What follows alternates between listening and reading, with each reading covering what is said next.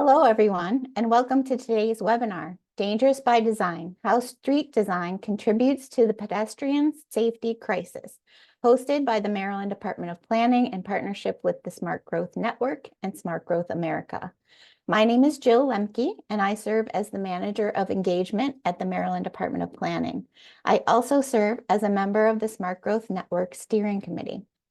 The Smart Growth Network is a national alliance of advocates, practitioners, policymakers, and local leaders working towards a shared vision for land use and infrastructure policies and actions that result in healthy, sustainable, equitable, and prosperous communities for all.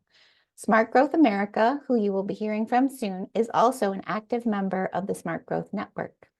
In addition to hosting webinars, we provide information on effective planning, development, and preservation practices. The Smart Growth Network website is currently undergoing a transition, so please stay tuned for updates. Today's webinar is one of a series of webinars hosted by the Maryland Department of Planning on smart growth and planning-related topics. This webinar is being recorded and will be posted along with past webinars for viewing via the Maryland Department of Planning's website, planning.maryland.gov. The Planning Department's website also provides valuable information on statewide planning initiatives, planning tools, and educational opportunities with links to past and future webinars. We encourage you to subscribe to our newsletter to learn more about our upcoming programs. It is important to note that the views expressed by the speakers are those of the speakers and not necessarily those of the Maryland Department of Planning, the state of Maryland, or the Smart Growth Network. Viewers of this live event are eligible to receive 1.5 CM credits from the American Planning Association. To receive credits, please visit the APA's website, planning.org, to log into your account and search for the name of today's event. You can also search for event number 929-2006. Following the presentation, I will moderate a Q&A session and we will address as many questions as time permits. You can submit a question at any time by using the Q&A tool in the Zoom control panel. Now it is my pleasure to introduce our speakers for today. Steve Davis is the Assistant Vice President of Transportation Strategies for Smart Growth America. Steve has been with Smart Growth America since 2006 when he was a Communications Fellow before moving on to Transportation for America's program from its inception until 2017, and then serving as Smart Growth America's Director of Communications. Trained at the University of Georgia's Grady School of Journalism and Mass Communication, he was an award-winning photojournalist before following his passion for great places to Smart Growth America. Within Smart Growth America's Transportation and Thriving Communities team, Steve focuses on strategic communication, long-term initiatives, including Transportation for America, the National Complete Streets Coalition, and other Smart Growth America transportation programs. Patty Avery is an advocate for families for safe streets. Tragically, Patty's daughter was killed in Chattanooga, Tennessee, just weeks after being named Teacher of the Year. She was turning left when a driver struck her going at an excessive speed. Excuse me. Heidi Simon is currently the Director of Thriving Communities at Smart Growth America. Previously, Heidi served as a Senior Program Manager of Mobility Safety Strategy at the National Safety Council, where she managed the Road to Zero Coalition, composed of more than 1,500 stakeholders committed to reducing traffic fatalities to zero by 2050. She also developed new opportunities in communications, programming, and strategy for the National Safety Council's roadway practice, focusing on emerging issues within the field. Heidi began this work with the pedestrian advocacy organization America Walks and has focused her career on addressing mobility independence through the creation of safe, active, and accessible places to move and travel. And now it is my great pleasure to turn it over to Steve. Welcome and thank you for joining us. Thank you, Jill. Thank you, Maryland Department of Planning and the Smart Growth Network. I'm glad to be here today to talk about Dangerous by Design. Hopefully everybody can see my slides at this point. I'm going to walk through some things really quick. I do want to note, Dangerous by Design is available on our website. You go to smartgrowthamerica.org. You'll find it right there on the front page. And for that reason, this is out. You've probably read about it in your newspaper, blogs, Twitter, wherever. So we're going to talk through the findings, but do so kind of briefly, because we really want to dive into some of the broader issues with this. So Dangerous by Design, we do this report usually every 2 years. We've changed that schedule every now and then as data dictates. We really wanted to jump in when the first time we had data from the pandemic available. So we did one in 2022 and 2021. But Dangerous by Design 2024 is out, and it shows that things have continued. This is, I've been working on Dangerous by Design going all the way back to 2009 at Smart Growth America, and we have seen a 75% increase in the deaths of people struck and killed while walking in that period of time. The number was 7,522 in the year 2022. I'd note one of the first questions we often get is, why do we only have data for 2022? The data is processed by the states and then given to the U.S. Department of Transportation, whereas USDOT was able to process and then collate and do whatever they do on their end and get this data out sometimes within as little as 6 or 7 or 8 months. A few years ago, that lag has turned into well over a year. Some cases 14, 15 months. I think this data actually came out at the very end of March or April. So you're looking at, a 15-month lag. But this is the most recent data set that we have nationally. An enormous 75% increase. Things are continuing to head in the wrong direction. And this epidemic is continuing to get worse because we have an approach to street design that does not truly prioritize the safety of everybody that uses our transportation network, especially those people who are most vulnerable to being struck and injured or killed by a vehicle. The last 2.5 decades, have seen a dramatic improvements in the safety of inside our vehicles. Think of all of the innovations that we've had during this period of time: backup cameras, side view cameras, automatic braking, front airbags, side curtain airbags. We have made an enormous focus on the safety of people inside vehicles. And there's a case to be made that has come partially at the expense of people outside of vehicles, which are at a historic share of all fatalities. Stat I saw just recently from Florida: only 4% of their crashes involve pedestrians. 27% of their statewide traffic fatalities are pedestrians. Dangerous by Design, one of the things we look at in this report, we're doing this report a little bit differently this year. We actually have another release coming up in a few weeks where we will look at states specifically. This first release is the national numbers and the numbers from the largest 101 metro areas. We look at metro areas, not just cities. The most dangerous roads cross every county border across a metro area. There's no reason to look at only a city, so we look at metro areas. The most dangerous metro area in the country this year, in this year's report, was Memphis. And I would note that their rate has tripled since our 2009 report. Again, this is the rate of death per 100,000 people. They had 343 deaths in the last 5 years compared to 186 in the 5-year period previous to that. 65% of their pedestrian deaths over the last 10 years happened in the last 5. They are on a astonishing trajectory there. Once again, 8 of the most deadly 20 metro areas are in the state of Florida. That number has sometimes gone down slightly, sometimes gone up, but Florida is home to many of the most dangerous metro areas. Interestingly, only 2 of the metro areas in the top 20 that saw their numbers get slightly better were in the state of Florida. Most of the other places seeing improvements were further down at the bottom of the list, relatively less dangerous. One thing we'll talk about a lot today: states control the deadliest roads. 66% of all traffic deaths, not just pedestrians, occur on roads owned by the states inside these 101 metro areas.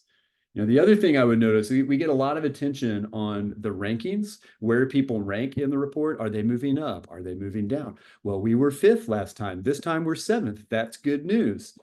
Rarely is that good news. Usually what is happening is that the rankings are shuffling while all top 20 are getting more deadly, more dangerous over the course of each report. Again, except for 2 in this report, 2 metro areas in the top 20 got slightly less deadly. The last report, it was 0. But more metros are getting more dangerous. When we did this report the first time that I was involved in 2009, we had 8 metros with a rate of death over 2. In 2024, there are 47 metro areas with a fatality rate over 2. And again, Memphis is 5.14, almost 3 times that rate right there. Urban areas are definitely getting worse faster. Looking beyond, I think we looked at all MSAs. In this case, 61% increase since 2013 in MSAs. It's increasing in rural communities, not quite as fast. Here's a list of the top 20 most dangerous metro areas. Again, you can see this in the report. I won't belabor this, but I did want to note the most dangerous metro area 10 years ago in our 2014 report, they would not crack the top 20 today. Orlando would be number 29 in this report with a rate of 2.75 per 100,000. This is getting worse across the board, especially in the most dangerous metro areas.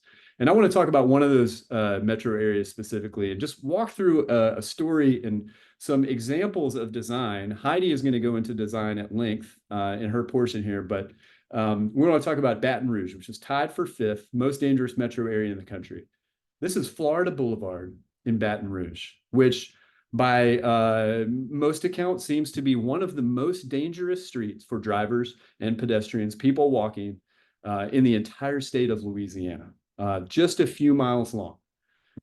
And on this road at this intersection, near this intersection with Atkinson Street, a man named Andrew Fortune, 29 years old, I think in 2020, was walking along here 6, 7 in the morning, trying to cross the street, and he was struck and killed.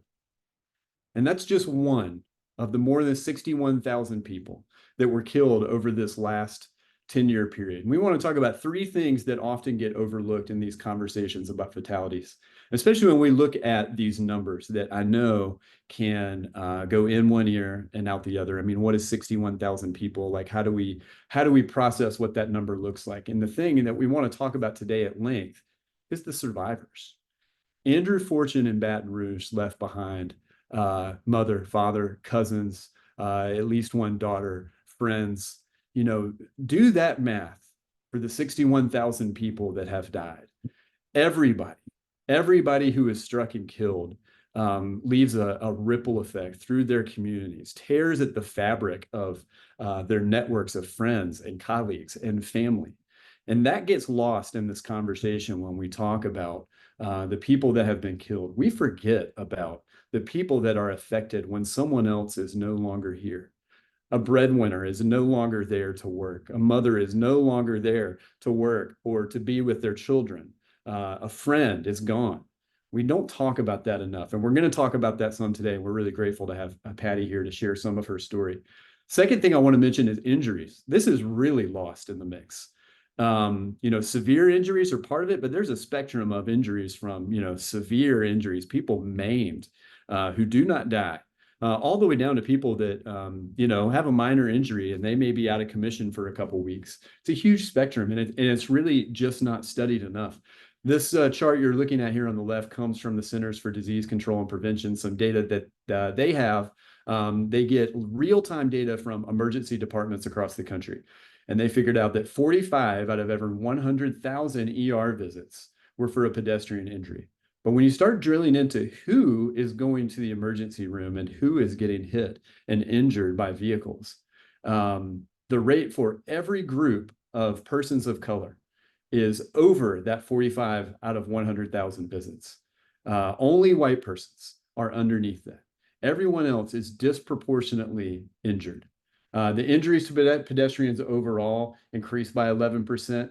These are numbers that honestly may be dramatically undercounting the severity of this crisis. And the last thing we want to mention is just trips never taken. This doesn't get counted. It doesn't get understood. The people you see here in these pictures, they may have no choice but to walk. They may have just been feeling brave. They may be people who just enjoy walking. But these sorts of places are not typically the place where people choose to go for a nice walk outside. Or, you know what, instead of driving, I'll take a walk down this speed limit 50 arterial with 6 lanes and no sidewalks. My background's in photojournalism. I've spent a lot of time walking along roads like this, taking pictures of people for well over a decade now, finding myself stuck out on the median of a roadway with cars whizzing by. It's a hairy place to be. It's a dangerous place to be, and you feel it. Other people, they just make a logical decision to opt out and stay home. Walking trips not realized. There's a huge cost for that in physical activity and health, and trips that just are not taken. I want to talk really quick about some of the factors that led to or surrounding this particular death in Baton Rouge. Like I said, Andrew Fortune was killed at the intersection of Atkinson and Florida Boulevard. This is the next intersection to the west of Atkinson where he was killed. This is Eugene Street. There are no crosswalks here. There are no curbs. There's no paint. There's no pedestrian signal. We hear a lot when somebody gets killed.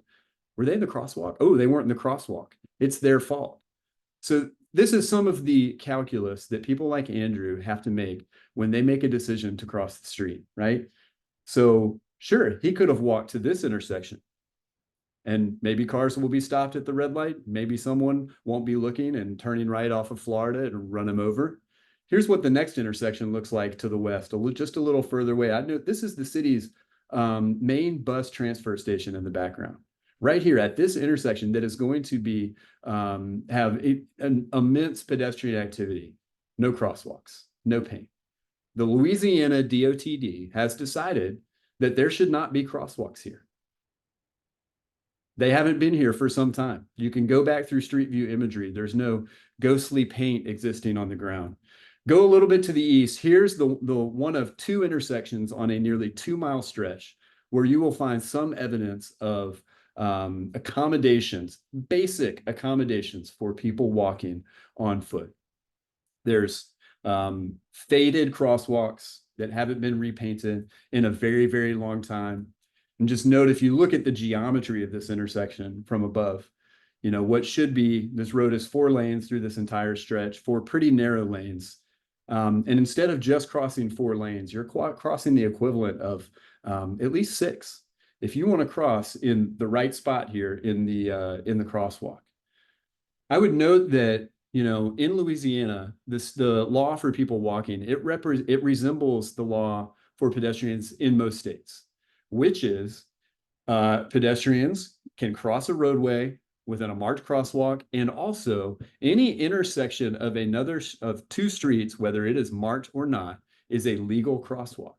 If a pedestrian crosses at either of those places, they have the right of way.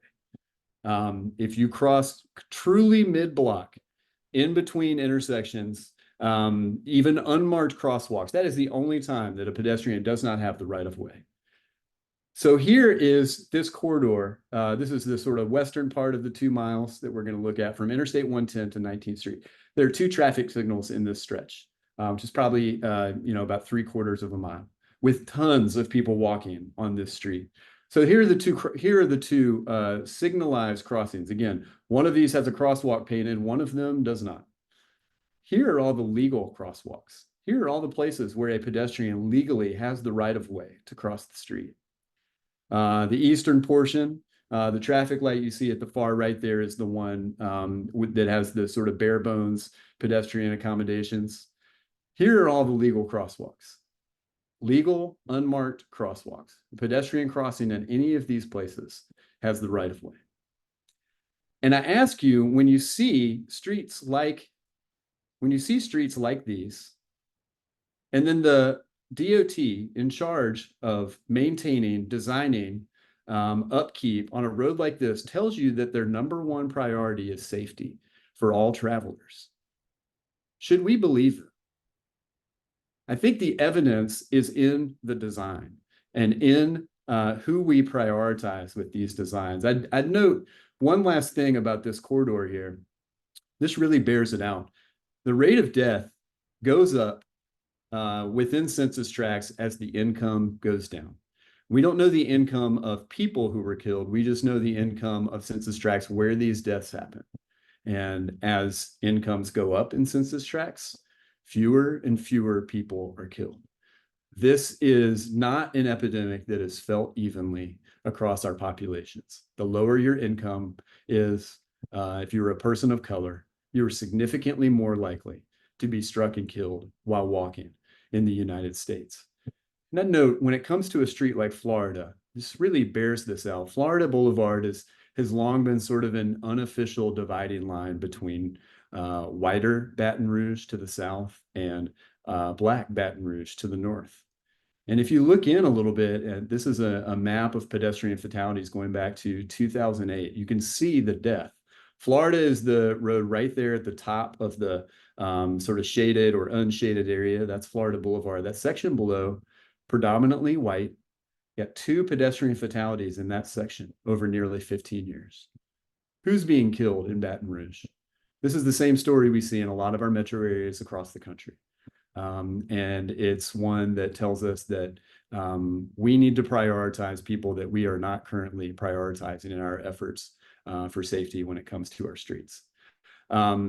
And that's it for me. I'm going to leave it there. I'd love to hear your questions later. And I think I'm not sure if I'm passing it to Jill or direct to Patty, but thank you all for your time. I appreciate your attention and look forward to getting into questions in just a little bit. Thank you, Steve. We'll just kick it right over to Patty.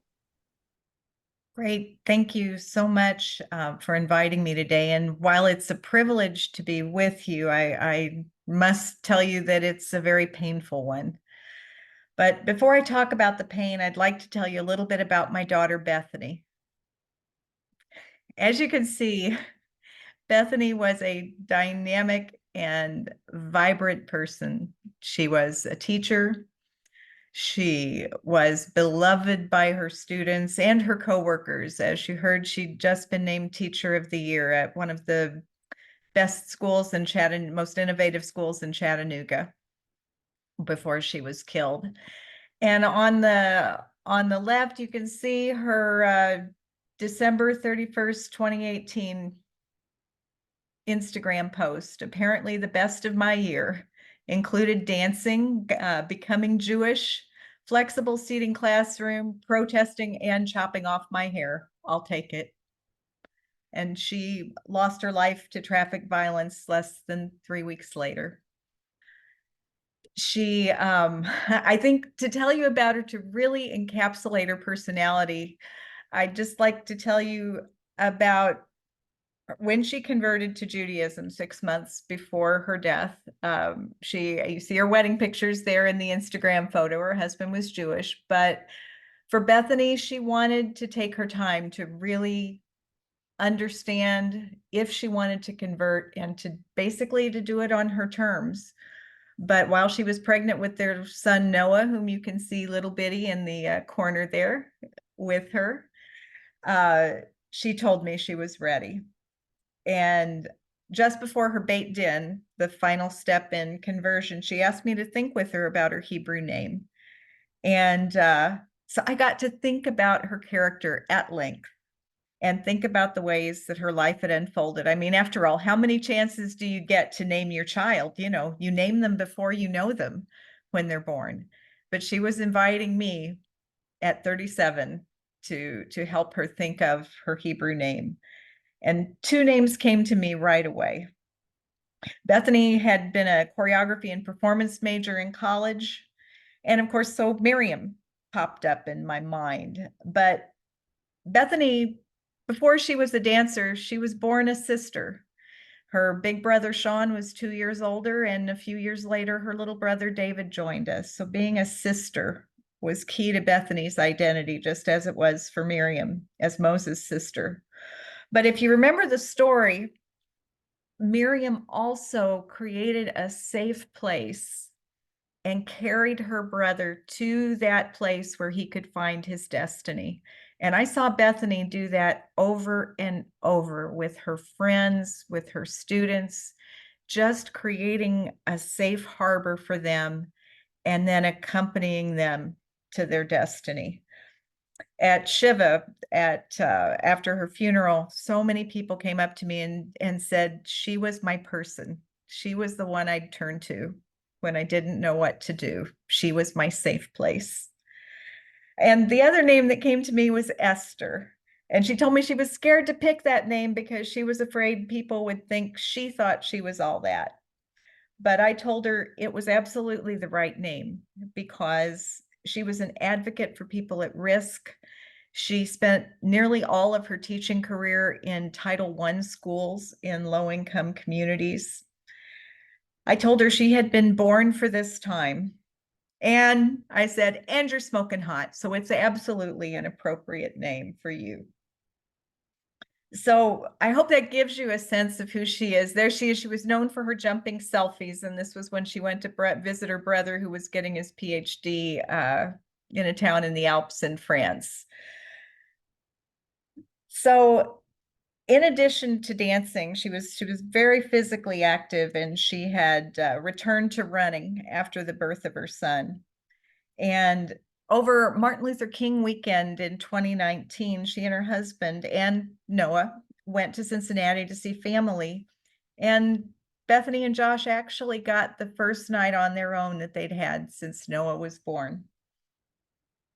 On their long drive home on Sunday, they talked about how happy and fulfilled they both were in their relationship, in parenthood, and in their jobs.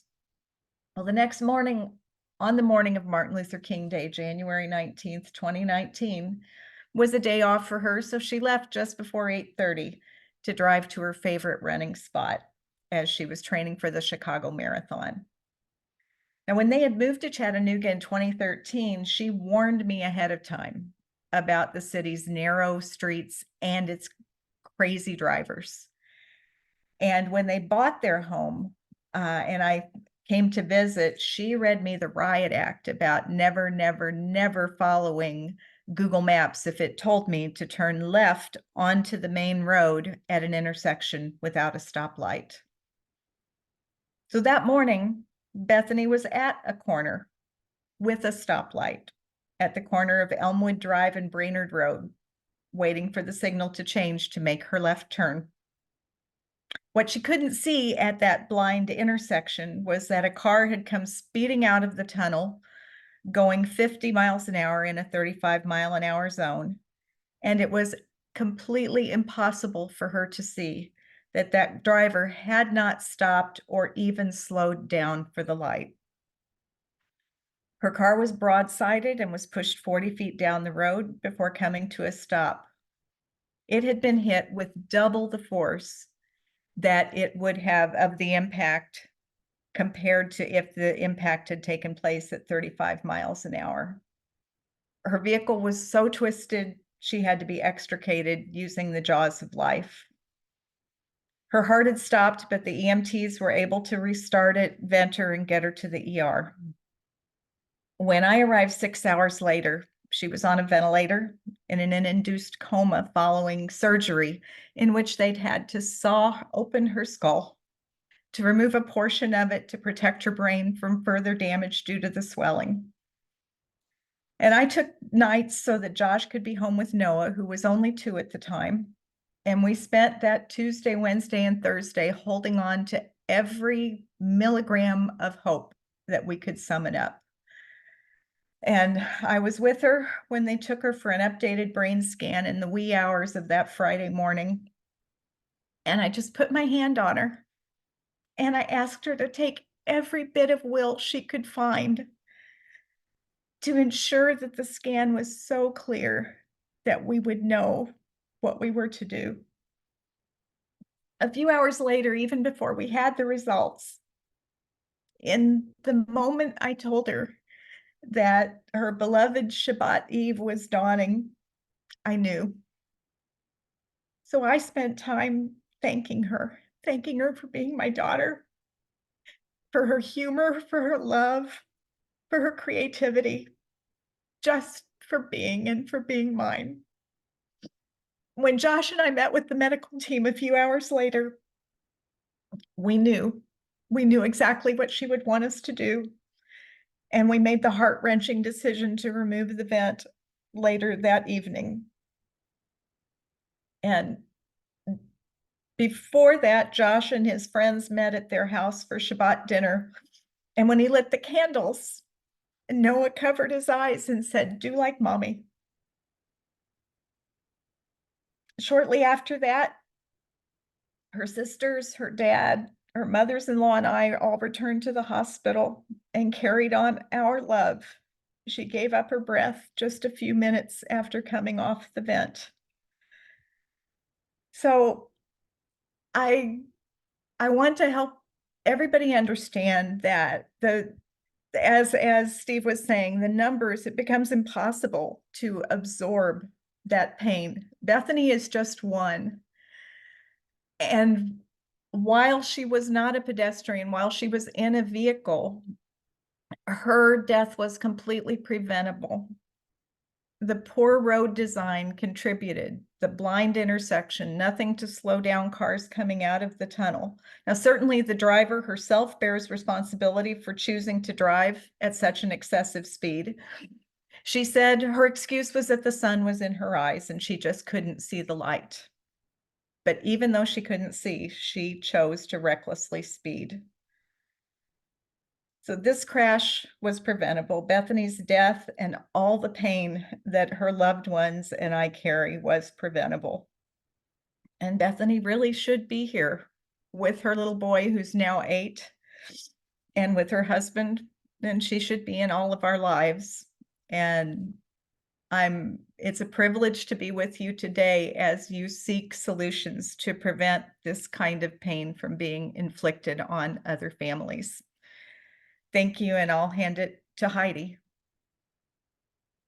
Thank you, Patty, and thank you for sharing your story and for sharing Bethany with us. We wanted Patty to be with us today to share her story because I think it's easy sometimes to get lost in the numbers and to see this problem as something huge, which it is.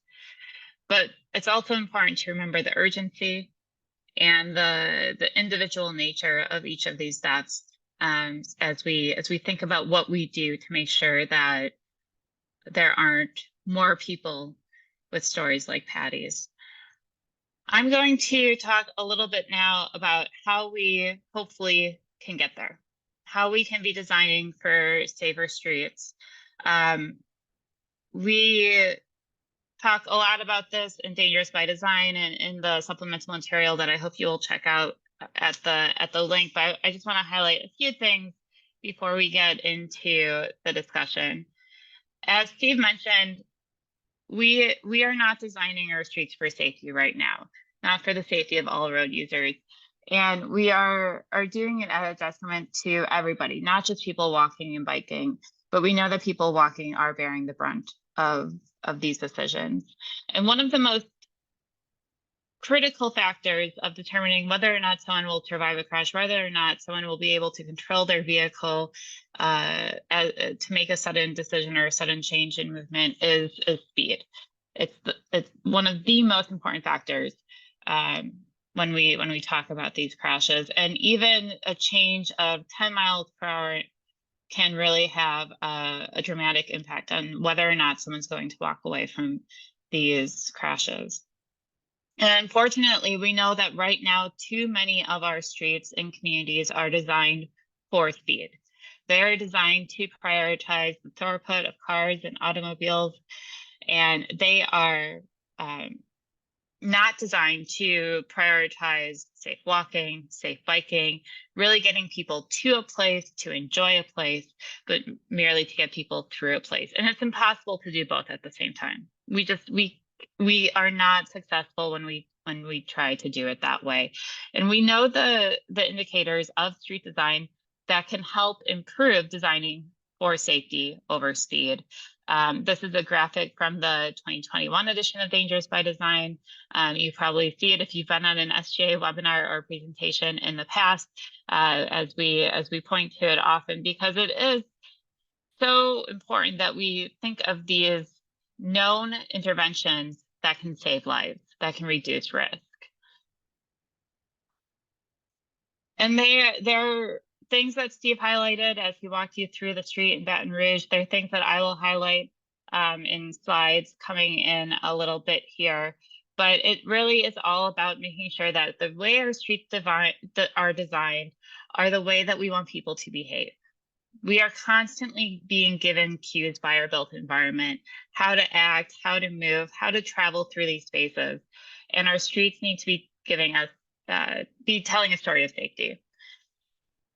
It looks like things like improving the number of protected crosswalks so that people don't have to make the choice to cross mid-block. And when they do make the safe choice, it's actually the safe choice.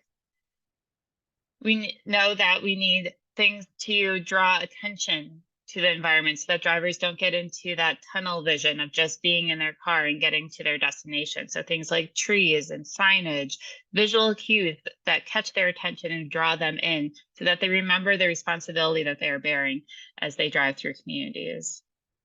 And we know all of these things. These are all documented. These are all research. These are all proven interventions that we can be deploying right now to save lives.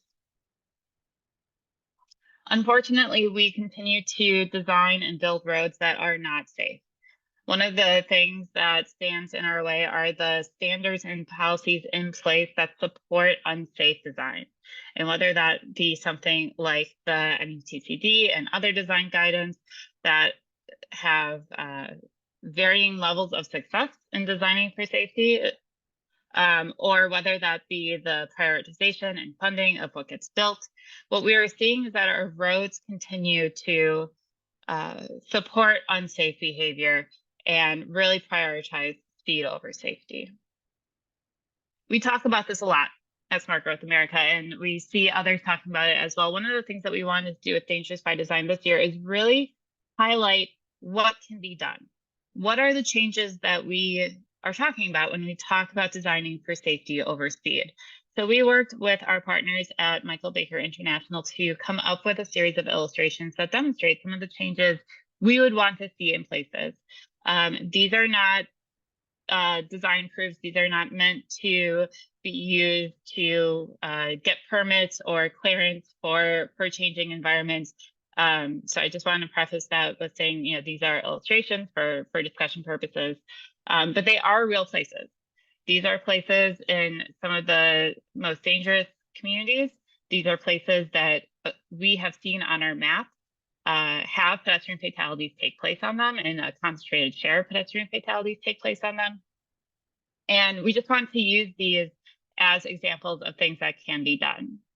So you see this road here, things that would improve visibility, would reduce points of conflict, would hopefully draw attention of drivers and slow them down, would be things like these curb bump outs, dedicated crossings, high visibility crossings. We have pedestrian refuge islands, as well as supporting transit in the area. You'll see we also added trees because this location is in Albuquerque, New Mexico, with number 2 on our list this year. And so providing not only for the physical safety and reducing risk, but also the comfort and the feeling of safety, the communicating to people walking and biking that you are welcomed in this space, you are a priority to us. This is another intersection. And here what we wanted to highlight is the fact that we need to be encouraging people walking to not only have accessible and safe crossings available to them, but make those crossings the easy, convenient choice. So these are well marked, these are well connected. They are making it clear that instead of crossing at these offset crossings directly, to use the crosswalks and be safe. And from a driver's perspective, we are supporting that with improved visibility, markings, as well as changes to the curves in the intersection. These projects might feel big, they might feel like they require a lot of funding or a lot of process, and they do, they can, but there are things that can be done even with simple interventions, not complete overhauls of roadways. So we have this street here from Memphis, and we wanted to demonstrate that, yes, you could do a major redesign of this intersection to improve safety. You could completely turn it on its head and make improvements. But even doing something like improving the lighting, visibility, marked crosswalks, signal timing, things like that would make an improvement for the people walking and biking. And even something as simple as stop signs at every corner would improve the safety for people walking as well. And I should note that we know that when we improve the safety for people walking and biking, everyone benefits. It improves the safety for people inside of vehicles as well. Finally, as I wrap up here, I just want to note that, as Jill mentioned, we will be following up this webinar with another webinar on June 20th, which will look at interventions that we worked with in 4 states using quick build demonstrations. Sometimes they are called pilot demonstrations or temporary installations. These are really efforts to do things quickly to improve known safety and accessibility concerns in 10 communities across 4 states. So we'll be diving into that on June 20th, what worked, what didn't work, and how people might be able to do something similar in their own communities. And with that, I'm going to toss it back over to Jill. Thank you, Heidi. Thank you, Steve and Patty. Thank you all for sharing your experiences and your important story with us. Throughout the presentation, we've been assembling questions from the audience. As a reminder, you can continue submitting questions, excuse me, throughout the discussion, and we will get to as many as we can until 2:30 Eastern time. So let's get started. First question, why is street design so important when thinking about changing unsafe behaviors, especially reckless driving, such as traveling at excessive speeds? And that's for everyone, I believe. Yeah, I think Heidi, feel free to jump in. I think this is something we've covered at length. Like it's something that is invisible for most people, but it has a huge impact on how we drive. Like people just don't think about this, like how much the built environment shapes how we behave on the street. You know, you see this on, if I had it up, I could show you a picture of what Florida Boulevard looks like a little east of there. It widens out a little bit. I think it goes to 6 lanes eventually, but there's a portion where it's 4 with the kind of turn lane down the middle. The lanes get a little bit wider. And every signal on these streets, like we're processing this information in real time all the time. Like the lane gets wider, you ease up a little bit, you know that you can drive a little bit faster, a little less cautiously, but all this stuff happens on a subconscious level. You know, and so the designs have an enormous impact on safety because, I mean, where we see the most conflict and where we see the most death on these arterial roads that are multi-lane, whether it's 3 lanes or 6 lanes, you know, whatever it is, we're sending 2 conflicting messages to drivers, which is you should relax, expect to go fast, and also watch out for pedestrians and complexity and cars turning, you know, where it's not an interstate. It's not limited access. It's not a place where you can flip on your cruise control and cruise control in your brain. You know, but these 2 messages don't make sense with one another. For example, I mean, even just this section of Florida that we showed, and there have been some questions about this in the comments about, you know, how do people know that these are legal crosswalks? It's a great question. We don't communicate that to drivers. We don't give signals. I mean, they could start by marking every single one of those with a painted crosswalk. That would be a step in the right direction. But design is not the only factor that impacts these deaths and these things, but it's something that we want to focus on because we feel like it's gotten short shrift for a long time. There are a lot of people talking about enforcement and education and, you know, other components of traffic safety. Not enough people are talking about design, and that's why we really want to focus on it. And I think too, people take a certain stance of inevitability about how our roads are designed. This is the way they are, so this is the way that we have to make them work for us, when in reality we can change them to fit the needs of our communities, and we have the power to do so. The streets that we have today were not the way that they were designed 80, 90, 100 years ago. They have evolved because people said, we are going to make sure that cars can get through these communities, and we can take time now to say that experiment did not work and we need to make changes to meet the needs of all modes. Great. Thank you. Do you have any recommendations on what types of policy change at the local, state, and federal level can be implemented or advocated for to support safer streets? Well, I think when you talk about policies that support design change, you also think about policies that reinforce what those messages we want our built environment to be sending are. So, for example, setting speed limits that make sense for the context of those communities. I think that we want to see better processes that allow for community engagement and for lived experience to be taken into account in planning and design. I don't know, Steve, what's on your wish list? Yeah, it's fun. We're as we do these Dangerous by Design releases, we're actually going to have another one in July that's going to be really all about recommendations and policy things that we can do. I mean, I think there were some good changes in the IIJA. One of them is allowing states or cities to use different design guidance, allowing cities to adopt the NACTO design guide. Even if in states, even if they're in a state, I think if they prohibit it, they're allowed to use it and use more flexible design. More flexibility is great. But at some point, I think there also needs to be a little bit of a top-down directive. I mean, I would love to see,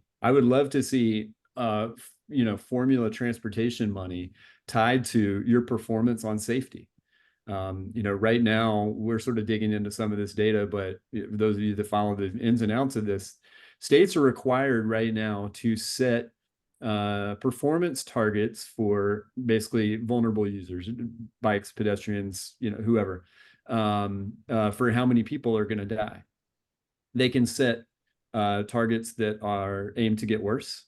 Every state that tells you safety is their top priority. We had 900 people die last year. Next year, it's going to be 1,000. And USDOT says, that's great. They give that a rubber stamp. It's really not USDOT's fault. This is a system that was created by Congress with their bipartisan approval. I would love to see dollars tied to not just small little buckets of safety dollars. Oh, you have to spend your, HSIP money on safety, or you need to spend more of it in the problem areas. I want to see formula dollars be required to be spent on improving safety. If you can't get your numbers down, we are letting especially states off the hook when they say safety is our top priority and their numbers get worse year after year, and we give them more money to keep doing the same thing. So if you want a really ambitious answer to that question, that's one of them.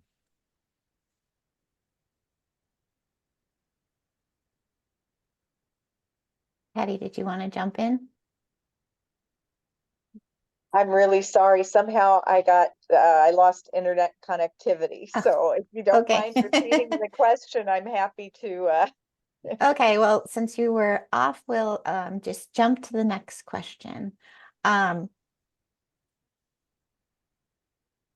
I've lost my place. Okay. We all know you all have identified ways that we can do better. What are some of the barriers we're facing in terms of making the changes that we know need to happen? So one of the things that we were able to do with this edition of Dangerous by Design is invite some partners of ours who work in parallel spaces. Steve mentioned we focus on design because we think that needs to be a priority, but this is an all hands on deck problem.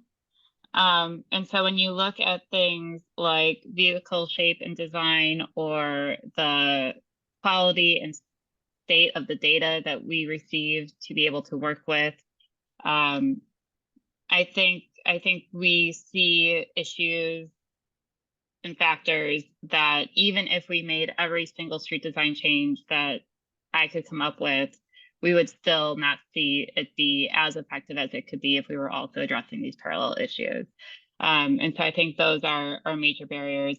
And I also think it's leadership, and it's a commitment from leadership not only to address this problem wholeheartedly and systemically, but it's also a lack of leadership to say what we are doing now is not working and we need to do something differently. Change is hard and it is scary, but the status quo is not working, and we need people who are willing to stand up and say, okay, it's time to do something different. Yeah, I think to Heidi's point, we have this cultural expectation as well that we just consider these 40,000 deaths in vehicles among drivers and pedestrians as the cost of getting from place to place, that we just accept that it seems to be built into the equation for getting around America. But I think that level of passive acceptance of that, and the cultural acceptance and desire for speed, I think that's the other piece of the puzzle, that culturally it's acceptable to speed. When I was working with Bethany's state rep on trying to get speeding incorporated into the language around recklessness, no one would co-author the bill because they shrugged their shoulders and said, we all speed. So this is what we're up against. Mm.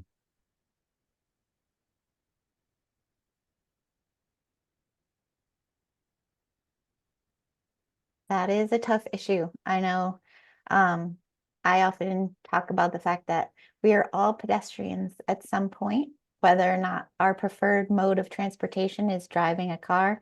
We are all pedestrians at some point in our lives. And I think the story about your daughter is especially important because we need to start recognizing as a society that these issues are not just issues of inconvenience, they're issues of people's lives.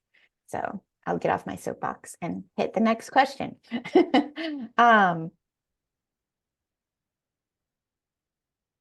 There have always been advocates calling for safer streets. What do current advocacy efforts look like, and what are some of the challenges they're facing?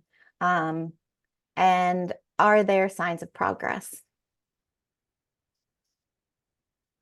That's a Patty, great I question. would love to hear from you and your time on Capitol Hill recently. Sure. I was recently in Washington, D.C. with a group of over 100 families who've been impacted by traffic violence.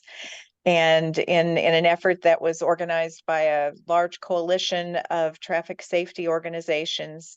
And, it was absolutely fascinating that as we made the rounds in our visits on Capitol Hill, and my team had 7 the first day and 4 the second day. And in all but 2, the staffer that we met with had a story about a crash that someone in their family or one of their friends or one young man's mother was nearly killed in the 1980s.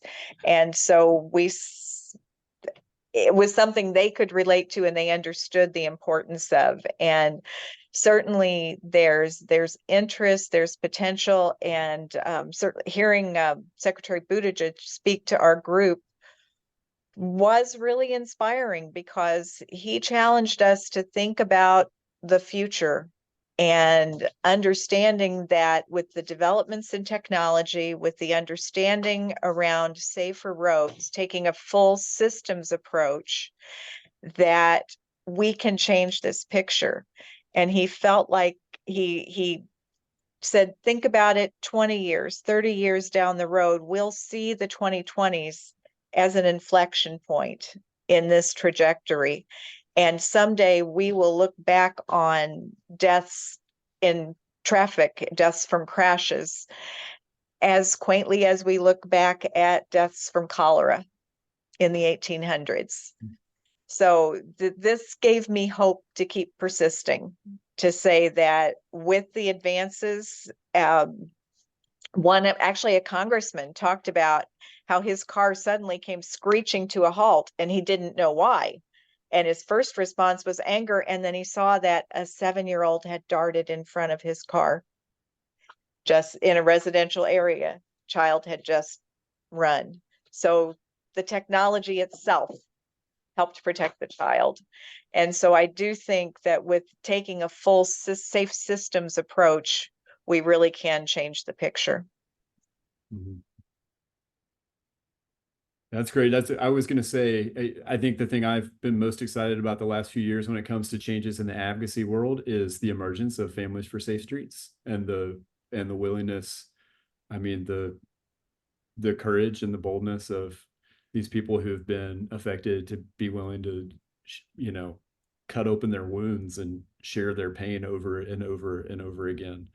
I think I'm old enough to remember like the effect that Mothers Against Drunk Driving had in the 80s and the early 90s on changing the conversation about drunk driving and where we were culturally, you know, even in the 70s and 80s on that issue. So I'm hopeful. I mean, stories like these are what move people. You know, we're not going to use dangerous by design data enough to change the story. Like it's going to be personal experience and personal stories like Patty's and like so many others that are going to, we have to change the hearts of people before we can change their minds. And that's how we do that with stories. So it's one of the things I'm most excited about and so grateful to people like Patty who are willing to share their stories. Agreed. Thank you, Patty. Going back to, I think it was Heidi had mentioned that there are low-cost examples of ways that can, methods that can help increase safety. What is the role of neighborhood level demonstration projects in moving the needle, given the pace and high cost of full road retrofits? I'm a huge fan of those. I think they are incredibly powerful for a number of reasons. One, it addresses problems that we know exist now. We know where people are dying, and I appreciate the need for long-term planning for permanent changes, but there are things that we can be doing to reduce risk and improve accessibility today. And I think it provides for flexibility. It provides for testing and innovation. It provides for community engagement, for people to really be part of the process to design the streets in a way that's going to meet the needs of them and their families. And they're fun, which we shouldn't underestimate. Getting people out to experience a protected bike lane for the first time, or to see what happens when you put some paint in a crosswalk, can be really powerful things when you talk about getting people informed and engaged on this topic. Mm-hmm. Thank you. A couple questions have come in about the role of trees in improving safety. Is there data available that would show the benefits of trees? Can we push road design to allow trees closer to the roadway to encourage slower speeds while in spite of the occasional crashes into trees? I guess trees have a number of benefits, and I would love to hear more about what is the benefit in terms of safety. I saw in one of the images that having trees there was one of the solutions. If you could touch on that some more, I would appreciate it. Yeah, I mean, I feel like this is something even a lot of people asking questions inherently understand. I mean, I don't think there's any reason to talk about the massive benefits of trees for our health, for nature, for the air we breathe. We're all better off with more trees everywhere. You know, I could bring up some pictures and show some of those streets south of Florida Boulevard that are safer. A lot of them have trees. A lot of them have trees in the clear zone.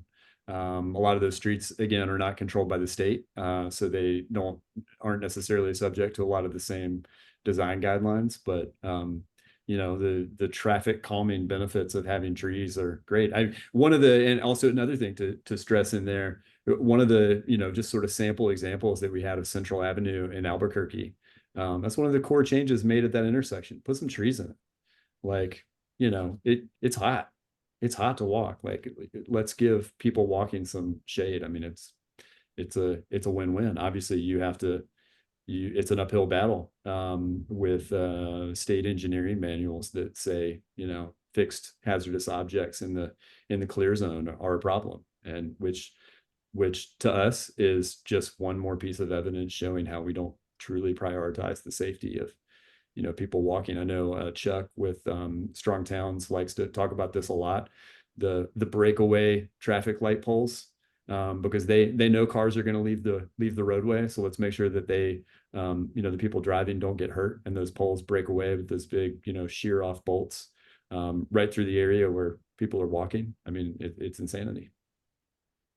And I think too, there are some questions in the chat about tree maintenance or how trees inform visibility. At the end of the day, it's part of the infrastructure. It needs to be maintained the same way that you would maintain a road or a sidewalk. So if roots are popping up through a sidewalk, if the tree foliage is blocking signage or you know, hindering then that needs to be maintained the same way that you would maintain a painted crosswalk or a bulb in a traffic light. It needs to be appreciated for the infrastructure it is. Okay. Getting back to the list and the data within the report, the top 20 list has shifted year to year, but it seems like the fatalities continue to grow. As planners and residents of our respective cities, what can we all do to advocate for safer street designs? Mm-hmm.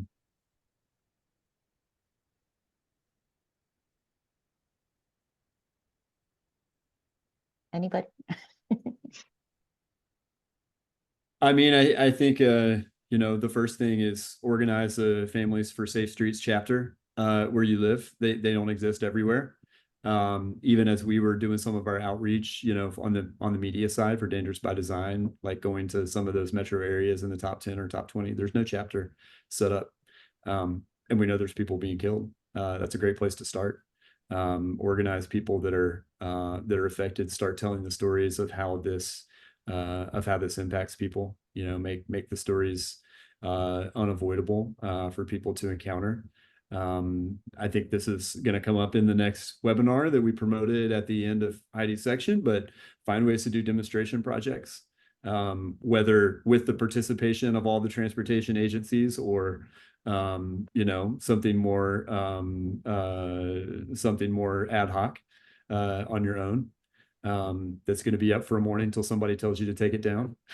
I mean, there's a spectrum of that kind of like tactical urbanism stuff. So, but starting a Families for Safe Streets chapter, I know would be a great idea.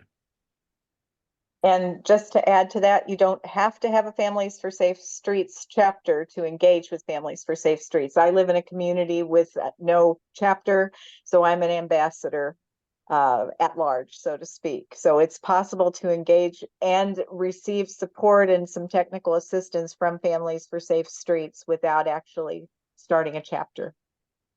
Patty, do you want to talk a little bit about the support that Families for Safe Streets provides and opportunities that they have maybe for engagement? Oh, I can't, excuse me, I can't say enough good things about Families for Safe Streets. I reached out to them in 2019 when I was looking at the possibility of some legislation in Tennessee, and they immediately looked after me, checking on how I was. And since that time, we've actually started some formal support groups that families who have been impacted by traffic violence can join. And so it's peer-to-peer support that's offered.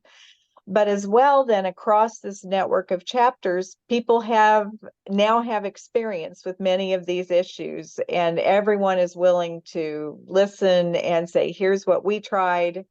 We've got a manual on how to approach these things. So there's a lot that Families for Safe Streets can do to help you get started in thinking about this. And I can, as a member of their executive committee, you can feel free to reach out to me too. And I can help connect you to the resources that would be useful in your community. And I would say from a national organization, if there are folks on the call who work at a national level, or, you know, maybe are not someone with a story like Patty is, they bring such a wealth of experience and value to the conversation and the efforts. And just, I've always been inspired and honored to work with them. So I would encourage you to think about them as a partner, even if you're not someone who has that lived experience. Great. Thank you. The next question sort of takes us back to the list again and asks about the absolute safest cities in your assessments. Have you considered or looked at what the streets and sidewalks and pedestrian facilities look at in the safest places to do a comparison with those that are more dangerous? And what are some of the examples of infrastructure or treatments that have helped the safest cities become safer? Yeah, that's a great question. Two things I'd say about that. One is that, yes, there are some cities, not necessarily metro areas, that have experienced no traffic fatalities over a number of years. Hoboken, I think Jersey City, Heidi, you can correct me on some of these, but there are places where they have prioritized slowing down traffic on almost all of their streets. Some of these places had the huge advantage of not having many multi-lane arterials, which we know are the most dangerous. So there's that. I mean, there's no shortage of design guidance and pictures and illustrations of what streets look like that lead to slower speeds. We don't just do it with speed limits, we do it with design cues. We don't make a street safer that's got a 45-mile-an-hour speed limit by slapping a 25-mile-an-hour speed limit. People also don't like to feel like, I mean, there's places like that where I've experienced in DC where, you know, they have lowered the speed limit, but the design of the road's still designed for 45 miles an hour. You know, we have to do those two things together. The second thing I'd say is that if you go down to the bottom of our list of the 101 metros, you know, you'll see some places that are worth looking at. You know, Provo, Utah, like there's a handful of places in there that you can go and look at. But I would say that the rates of death per 100,000 people at the bottom of the 101 metro areas are still higher than most countries in Western Europe, most other OECD countries. Like the rate of death it's why we don't say that end of the list is the safe end. It is the less deadly end of the list. Safety is zero. Safety is getting towards zero. And that should be the goal, and that should be the standard. Steve, someone has asked a clarifying question from your presentation about that intersection you showed. Did the Louisiana DOT say what their rationale was for not putting crosswalks at that intersection? It's a great question. You would have to talk to the Louisiana DOTD.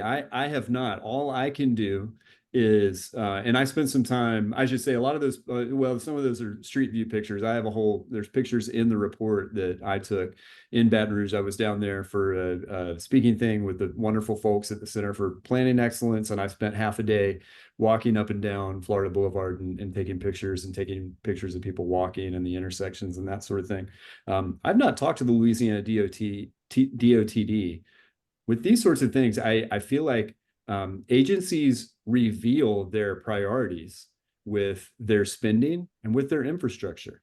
So again, same question I asked. It's like I have no idea why they don't have painted crosswalks or signals at a lot of these intersections. I can make some assumptions. I can make some informed assumptions based on some of the history of this road and this road's role as a dividing line.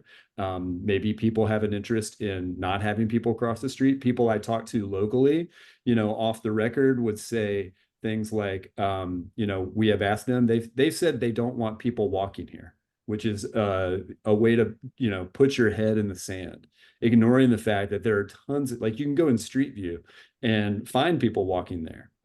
It's not hard to see. There's tons of people walking there. You have a bus station there. So the real question is not, I don't know what their answer is. What I know is that the most dangerous corridor in this metro area for, 2 decades, they have decided in their, spending and prioritization matrix, however they make decisions, that that's not something that they're going to do here. So their question is really one for them. Why not?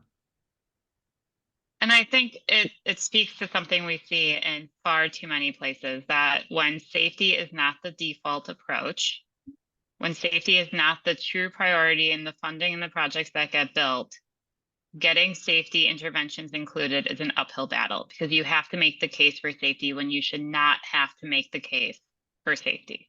These are not changes that need to be sold. These are changes that need to be done to protect people walking and biking. And I'd just like to add, when Steve was talking about the inability to get this information, this is where long-term building allies among legislators can be helpful. My husband was in the Indiana legislature for 36 years. And I know from experience that people who kept pushing him on an issue and brought him a compelling personal story, he wasn't afraid to ask the heads of those agencies questions when they were coming and making their presentations for their budgets. So it takes time to build those relationships, but you may find some surprising allies who can be available to you to get the answers that you want and to help change the conversation. Because as Heidi said, we shouldn't have to push for safety. It should be baked in with the cake. Mm-hmm. Agreed. And I think Heidi said something earlier, which your story, Patty, illustrates, is if we make safety improvements for pedestrians, we make it safer for everyone, including people in cars. And I think safety, it shouldn't be an either or proposition. Human lives are human lives. And whether you're sitting in a car or riding a bike or crossing the intersection with your grandmother who walks very slowly, your lives matter. So I think that's a message that can't be underemphasized or overemphasized. A lot of our listeners are planners. So I think there's some questions about advice you would give or areas of research that are still needed for planners and researchers to look at. What are the research areas you think are the greatest need?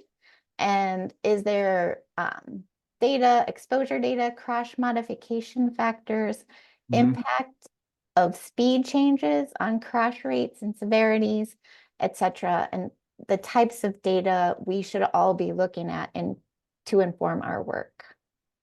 I know Heidi's definitely has some thoughts here. One thing, because I've seen this question come up in the Q&A a lot too. One thing I wanted to say, somebody even noted there have been a lot of questions about vehicle size in relation to the speed question. I would note, yes, somebody even asked this question about the speed graphic, 20 miles an hour, 30 miles an hour, 40 miles an hour, the assumptions in that data.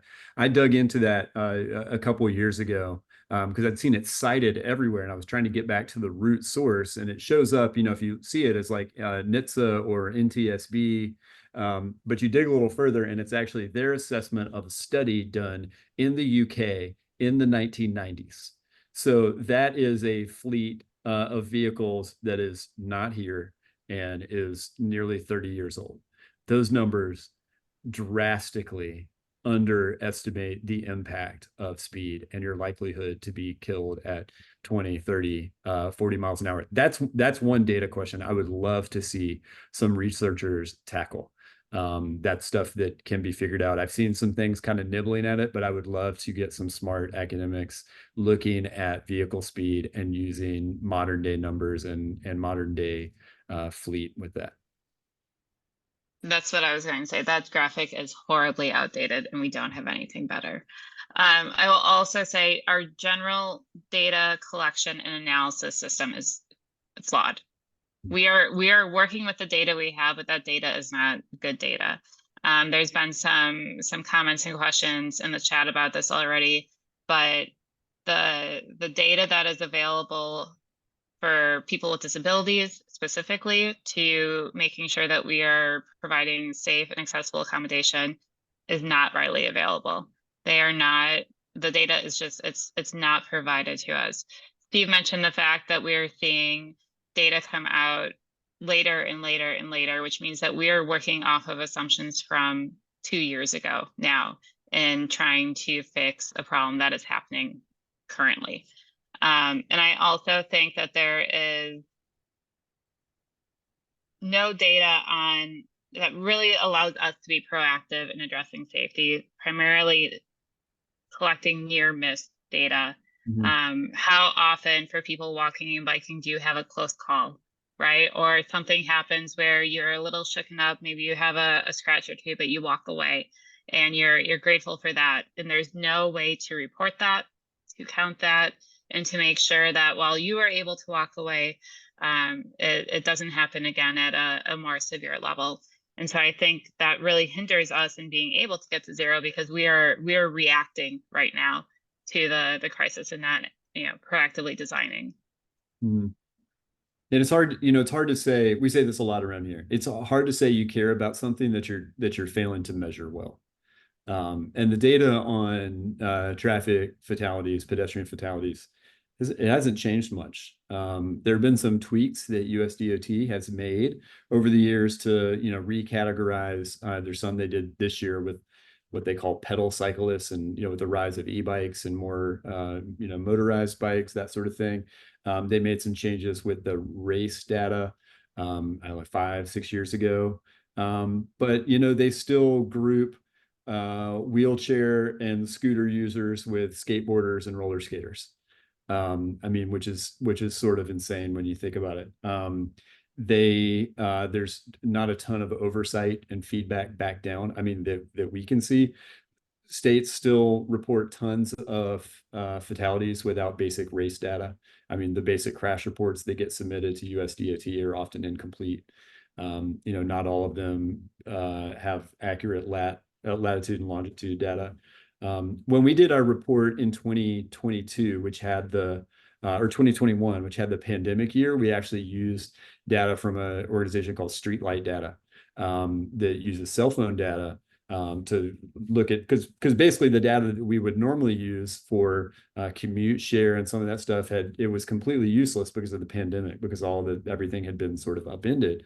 And what we saw was because that tracks walking everywhere, not just journey to work, which is what the census used, which is if you walk to work 2 days a week and drive 3 days a week, you're a driver, period, full stop. It's a binary thing, right? But we all walk. We all walk here and there, whether we drive some, we take transit, we ride our bike, whatever. I might do all 5 of those in the course of a 2-week period. So the data is it's insane with the amount of tools and the amount of technology and the amount of, we can get real-time data on travel patterns, and we're still waiting 15 months to find out how many people were killed in the year ending 15 months ago. And a lot of that stuff that is within the control of USDOT and NHTSA to lean on states and to change how we gather and process the data. I was going to ask a question about that issue, in part because we do all, many of us have smartphones or computers in our pockets that track our movements, and we are living in an era of big data. But we as planners work for governments who don't have the capacity to access that data or use that data. Are you aware of any technical assistance programs that might help state DOTs to access some of that private data that would give a better picture of where people are walking, biking, and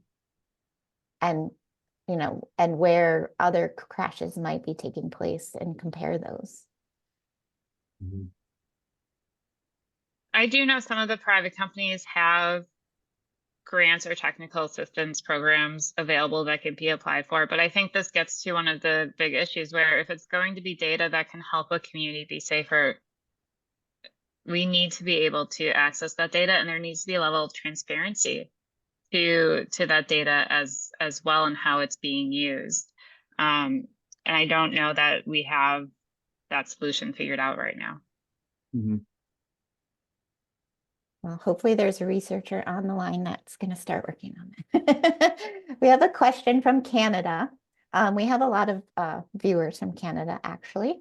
Do you break down of the results of your studies by looking at things that happen on roads versus parking lots or other infrastructure where people might be walking and driving and potentially experiencing crashes?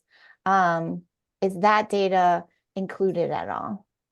The very short answer is that this is only the public roadway network. So anything that's private is not included. Anything managed, operated, owned by a public agency is included in this data set. So, and go ahead, Heidi. No, I was just going to say there are organizations that do look at both sets of data, CDC as well as National Safety Council injury facts.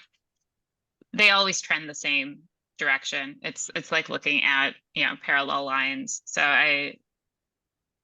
but no. Okay. We have a question about stop signs. Apparently, a traffic engineer has told someone that stop signs should not be used as a form of traffic control and are only warranted if warranted by cross traffic. Do you have any information on how to refute claims like that? Yeah, there is a process by which for state engineers, traffic engineers in general, the warrants process, yes. Like I think making this stuff public is one great way to go, and pointing out the ludicrousness of this argument. But you know, you'll have the intersection in Baton Rouge where Andrew Fortune was killed. You know, whatever the numbers, I don't remember what they are, if it's 4 or 5 or if it has to do with traffic volume. But you know, if we can just get 2 more people killed there, we can get a signal with a crosswalk, with the manual. I mean, I think making that kind of stuff public is a great way to go. And also, I think, I mean, this is maybe more for elected officials, but also inviting you know, local or state transportation agency staff to come out and join you at a location and walk and use and see something. I know we've been on technical assistance outings where, you know, we've heard from state traffic engineers, they've never been to this location that they've been designing for years. That's pretty common. So finding a way to get people out to use and experience the stuff that they're designing. I mean, I think it should be required, but I think that'd be a good idea. But I mean, a lot of it is about shaming people, and also just bringing the things that are silly and ludicrous out into the open. Agreed. Well, we're coming up on time. I'm going to ask one more question, and then I'll ask you all for closing remarks. Can you describe added value for pedestrian safety of road redesigns or road diets that create more human places rather than just painted crosswalks? So some more examples of the types of things that people can do to improve safety. I'm not sure I understood that question. I know that's something we've wanted to look into. Again, we did a report several years ago about sort of the economic benefits of complete streets, and looked at places that passed complete streets laws, and then or did projects look at the before after economic conditions, which showed a pretty striking case in favor of it. It's something we'd love to, I mean, it's another research question we'd love people to dig into, and something we'd like to be able to tackle again. Okay. I think just by, you know, human nature, if you are out walking or biking, you are more likely to pop into a store, stop for a cup of coffee, whether that is something that is supported or not. Whereas if you're driving through a place, you're not going to have those spontaneous moments where you're boosting the local economy and engaging with the place. Mhm. Right. As a former Main Street manager, I can attest to the fact that businesses like people walking by their front doors. So if you make it safer, you also potentially could make it more economically beneficial for your small businesses. So thank you for that. So I like to close by asking you to give any final remarks, any questions that you would wish someone had asked, or just something that might have popped into your head that you wanted to close with. And if you don't have anything, I like to ask all of our speakers to talk about how they remain positive in the face of all of the challenges that we face in this field.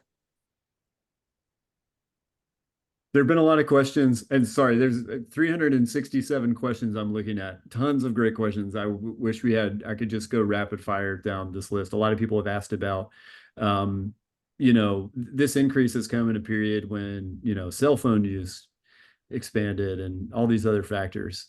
We hear that one a lot. And, I think they have cell phones in some of these other countries where their safety numbers are going the other direction. I think they have drunk driving. I think they have distracted drivers. I think they have dangerous drivers. A lot of the factors that people like to point to is like, well, this makes us unique. These are all things that have been experienced in other countries that have managed to reduce their pedestrian fatalities. So there's something else going on here that we need to get to the bottom of. Heidi? I will build on that, and I think it will get to both of your questions, Jill. So we celebrate the individual projects and changes that are happening in communities all the time. I love to see them. I love to hear about them when an advocate is successful or a local champion gets a policy passed. Those are exciting moments, and we want more of them. But until we stop seeing this as an individual project or an individual issue, but really tackle it head on from a systems perspective, I don't think we're going to see the number go down in a meaningful way.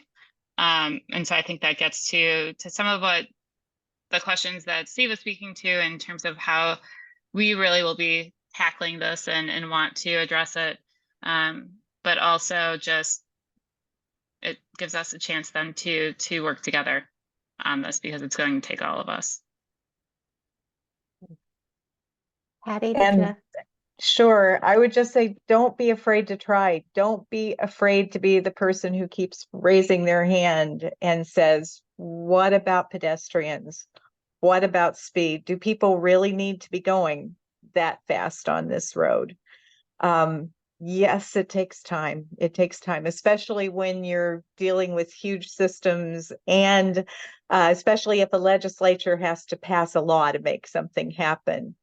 But frankly, for me, being a volunteer with Families for Safe Streets is what gives me hope, because my goal is to prevent what happened to Bethany, what happened to the pedestrians of families I was walking Capitol Hill with, is keeping that from happening again. And now the other side of when you work in prevention and safety is the people who have not been impacted by a crash because of your prevention efforts don't know that.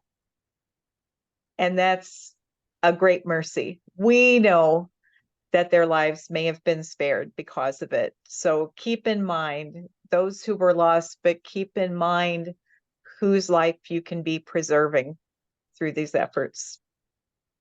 Thank you. That's a beautiful place to end our webinar for the day. This concludes today's webinar. Dangerous by Design, How Street Design Contributes to the Pedestrian Safety Crisis. I would like to offer my sincerest gratitude to our speakers for joining us today and for sharing their perspectives on this very important issue. It is important to remember that these issues impact real people, and I thank Patty for helping us remember that. Thank you to everyone who attended and to John Coleman, who helps keep our webinars running smoothly. The complete recording of today's webinar will be posted online. When you exit today's webinar, please take a few moments to respond to our brief survey and provide feedback so we can continue to improve the webinar experience. Only those who checked that they require a certificate during registration will receive one via email after the webinar. Everyone, please keep an eye on your email inbox for more information about future webinars sponsored by the Maryland Department of Planning and the Smart Growth Network. We will, as we had mentioned, we will be partnering with Smart Growth America on a webinar in 2 weeks on their Complete Streets Academy to continue this discussion on June 20th at 1 p.m. Eastern Time. Next week, we are hosting a webinar on transportation and how to make it more inclusive for those who can't drive. And that will be Thursday, June 13th from 1 to 2:30 p.m. Eastern Time. I hope you join us for future webinars.